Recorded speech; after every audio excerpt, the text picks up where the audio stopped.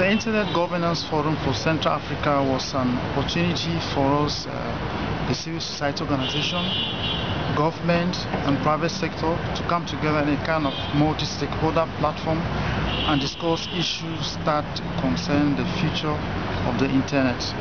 So it was a wonderful occasion for us to meet one another. We saw guys from Congo, Democratic Congo Brazzaville, from Central Africa, from Gabon, from Niger, and all these experts from the civil society organizations around Africa came together, and we talk about top issues like to put in place Secretariat for Central Africa, and the ITU came as kind of a free. We all decided that the Secretariat will be given to Antique, the National Agency for ICTs in Cameroon, for a transition period of 2 years. From that time, we'll be able to see what next and who will be the next person to continue to host the Secretariat.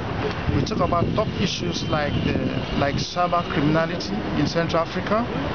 We talk also about the future of the Internet, the Internet Society, IPv6, and we talk also about the developmental issues that are related to the Internet.